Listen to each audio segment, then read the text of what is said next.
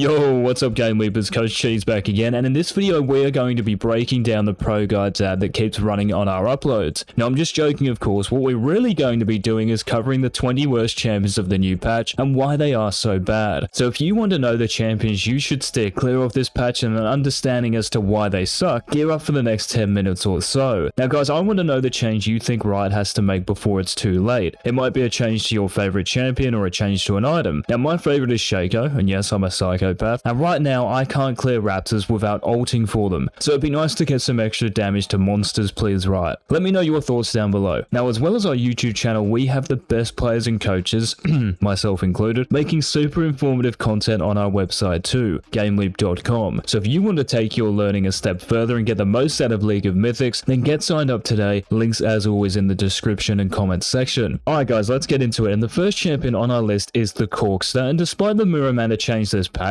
which now procs on all your attacks and abilities, Corki is still one of the worst champions in the game. On top of that, none of the mythics come close to giving you the power you had with the old Trinity Force, and the main reason is that the new Sheen is just, well, it just sucks. It only gives you the Spellblade passive and no mana or cooldown reduction like you used to, so even after spending upwards of 3,000 gold on Trinity Force or another mythic, you're as useless as ever. Unless you're old school and love moustaches, stay away from Corki guys. Now moving on to number 19 in our countdown, and this spot belongs to Syndra. But Coach Cheeks, I just got one shot by a Syndra who pressed R. Well, that's what you get for headbutting her, bro. But guys, seriously, believe it or not, Syndra really isn't performing well compared to other mid laners. She actually does fine in high elo, but unless you can master her, you are going to struggle. Your early and mid game pressure is still there for the most part, but the lack of cooldown for the first 10 to 15 minutes hurt, and against popular strong mids like Akali, Echo, Zed, Yasuo, Syndra cannot compete. For sure you can still do well, but it's a heck of a lot harder this patch. Okay guys, coming in at number 18 is Aphelios, and yes, Runar's Hurricane is now 900 gold cheaper, but Aphelios is still lacking. Like, unless you play perfectly and dodge every skill shot and CC in the game, it doesn't matter if you have Runar's a minute or two earlier, you're still hitting the deck and taking it out on your mouse. Now the best ADCs that featured on our top 20 champions video yesterday, and if you haven't already watched it, I will find you, outperform Aphelios. Think of Jhin, Vayne, Kai'Sa. Your power spike at 3 items is legit, don't get me wrong, but your counterparts spike harder and earlier. Alright, the next champion we have to talk about is Dr. Mundo, and Mundo has gone from top tier at the start of the preseason to NA level bad in a level 1. I can't really talk though, OCE is an even bigger meme. But yeah, back to Mundo. So the nerfs to Barmy, Syndra and Sunfire Aegis have really hurt your clear, mid-game spike and late-game scaling, and in 11-1, Riot decided to do these health regen champions dirty by increasing the duration of Grievous wounds, and this is a real low blow. You don't believe me? Well listen to this stat. In Korea at the moment, you know, a real server, Mundo has below a 40% win rate the higher you go and isn't even played at the top anymore. That's how far he has fallen. Coming in next Game Leapers is Caitlyn, and if you agree, disagree or think I missed a champion, be sure to scroll down to the comments and type up a storm. Now guys, if you're an ADC main or have played any of the crit ADCs, you will know how hard it is to match the DPS of every other champion around you. You just don't hit as hard as you used to, it's as simple as that. Now the 1025 buffs to Gale Force made it the best mythic for Caitlyn, and coupled with Stormrazor and Infinity Edge, yeah, it puts in work, but like Aphelios, how many games are you actually going to get to that power spike? Even though tanks are less popular and burst damage got nerfed a little bit, you are still weak as. Now we're staying in the bot lane for this next pick guys, in fact a lot of these picks are ADCs, and number 15 is Ezreal. So the mirror mana change, like it did to Corki, helps out Ezreal, but this core item now costs more and the shock damage is less. So late game when you throw your Qs out as much as Pro Guides do ads on our videos, these of course deal less damage. Now this is hella important for Ezreal because you scale like a beast, but if you don't have as much damage as you used to later on, then your scaling isn't as strong. Instead of frustrating yourselves by picking Ezreal, guys keep your hair on and just pick Vayne or Tristana. Moving on, and at number 14 in our countdown is LeBlanc, and I actually love this champion and it pains me to put her on this list, but let's face it guys, LeBlanc in season 11 pales in comparison to how strong she once was. One big reason LB shouldn't be in your champ pool is that you have arguably the worst wave clear out of all the mid laners. Like how do you match an Anivia just tapping R and shoving you in? Another reason is that like Syndra, the lack of cooldown until you spend 3,000 or 4,000 gold feels terrible. And finally, you just get outscaled. Your burst damage is still there, but for the average player there are so many better mage assassins that require less time and effort. Echo and Fizz for example. Now despite getting hotfix buffed in 11-1, Siva is still one of the worst champions, let alone AD carries on the Rift. Your early game is better, don't get me wrong, you have more mana to spam your Q and W, and your Q is going to hurt a little more, and that's my point. This little increase in damage honestly means nothing, and the truth is that the meta AD carries are laughing at you. They can spend less gold and be more relevant relevant earlier in a game, and as Siva, you've also got to hope your support, who doesn't know what day it is, cares enough to get you through the first 30 minutes of a game. Spoiler alert, they won't. Following Siva, we have another AD carry that got hotfix buffed, and that's Varus. Now, it's a similar story here, guys. Your Q costs less mana and its cooldown is lower, but is that why Varus was bad? Unfortunately, your big problems still exist. There's no optimal build path, and whatever you do build gets outclassed by practically every other AD carry on what they're building. Now, the mirror mana change too hurts because it costs more, and as a weak champion, you never want to be splashing the cash in order to be relevant. Varus will be more fun this patch, guys, because the lethality route is more viable, but nowhere near as effective as the meta ADCs. Alright, the 11th spot on our countdown is held by Sylas, and this patch is both good and bad, but mostly bad. So the good news is that Boots of Lucidity offers more haste, but the bigger bad news is that the Grievous Wounds effect lasts an extra second, meaning your healing is cucked. In those mid-game skirmishes where you should excel and pop off, the enemy team can easily stop you in your tracks by spending 800 gold, and you're left wishing you were back in Champ Select. There are certainly better mages on the cards. Here we go, we're now into the top 10 worst champions of 11-1, and starting us off, we have Rengar. Now, I'm a cat guy. I mean, they're related to lions, how can you not be? But unfortunately, Rengar would get eaten alive by most things in the animal kingdom. Tiamat gone, Rengar gone, that's the equation, guys. The compensation buffs your W got in 1025 helped with your clear a little bit, but doesn't come close to what Tiamat gave you. Even as just part of your combos, you could animation cancel with Tiamat and dish out damage like no other. Sad kitty. Now, coming in at number 9, guys, we have Zarya, and despite the buffs this patch, you still need another boyfriend on top of Rakan to help you out because you cannot fend for yourself. Now, your early game improved. You can throw your E out more often and for less mana cost, but your ultimate is almost a 3-minute cooldown at rank 1. And what else do you have in your kit to survive? Absolutely nothing. Now, even Ezreal, who we've already talked about, has a dash, Vayne has a condemn, Tristana has a jump, and these last two champions, along with Jhin and Kai'Sa and Misfortune, 10 times better than what you can ever be this patch. Blood-sucking his way into the countdown like a Mozzie does to me in the summer is Vladimir. Now, Mundo and Sylas have been on this countdown, and Vladimir's strengths are the same, your healing, but we know this is going to be less effective in 11-1. In addition, your early game as Vlad is just non-existent. Okay, you can still deal good damage once you turn red, but any player with a brain will just wait until your Crimson Rush ends and get back to stomping you. In earlier patches, cooldown reduction was your way out via Kindle Gem and then Proto Belt, but the thing is, guys, the new Rocket Belt doesn't build out of Kindle Gem, so you don't get the CDR until you spend 3200 gold, and you only get 15 of it. What this means is you are forced to wait even longer for your power spikes. Now, the next champion plaguing this countdown is Twitch. I know, another ADC, but we can't hide from the facts. Some of the marksmen right now are close to unplayable. Even after the 1025 buffs, Twitch is still the easiest AD carry to dumpster in the first 10 minutes, and both builds, AD and AP, take too long to come online, and by the time they do, you're already 0-10 and getting spam ping left, right, and center. For instance, if you go Nash's Tooth until you actually complete Nash's, which is 3000 gold, you can't do anything. And if you go Kraken Slayer, you don't spike that hard at all. And the worst thing about both cases, you need your support. And how many of you can remember the last good support you had? I don't even get any from my parents, so. Right, that was kind of deep. Let's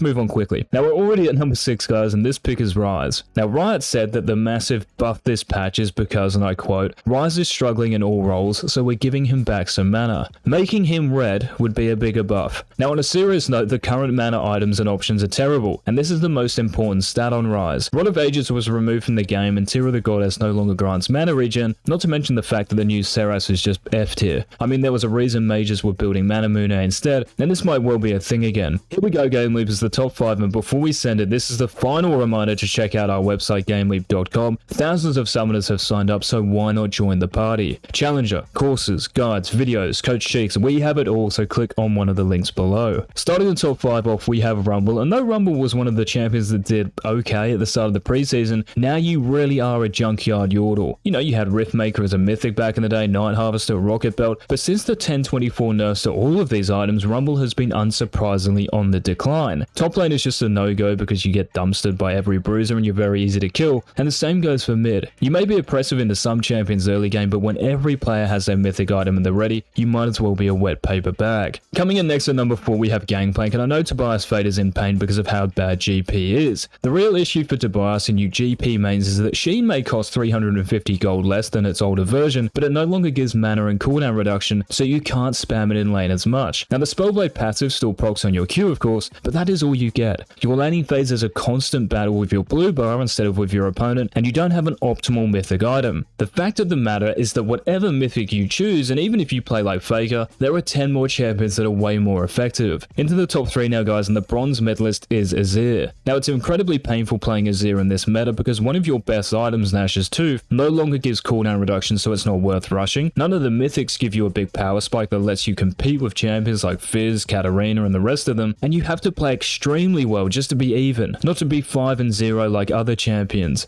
Alright guys, who's pumped? The runner up, and for the same reasons Mundo, Sylas and Vladimir are on this countdown, Trundle is up next. Now another reason we have to talk about is that there is no obvious great mythic item for you. You can choose out of 5-6 mythics, okay cool, but none of these give you enough bite. I mean Sunfer Aegis has been nerfed more times than my name has been mispronounced in the comments, Trinity Force and Gore Drinker got low-key nerfed, and you're really left wanting. There are plenty of other junglers to pick instead of Trundle guards, Olaf, Hecarim, even Warwick. We've made it to the last champion standing, and it's time for Who Am I? Lucian is my homie. I can be played as both an ADC and support, but I suck at both. My ADC Mythic Eclipse has been nerfed too much, and Mirror Mana is too expensive if I support. I may have a global ultimate that deals damage and shields my teammates, but there's a reason I have a 46% win rate. And I am, did you guys get it? Senna, that's right. Now the preseason and 11-1 changes and the new meta have been really unfavorable to Senna, and that's why she is our pick for the worst champion this patch. Thanks so much for watching guys. What did you think of the list? I'd love to know your thoughts. Please remember to like the video and subscribe and turn on all notifications so you don't miss a beat. This has been Coach Jigs. Until tomorrow's video.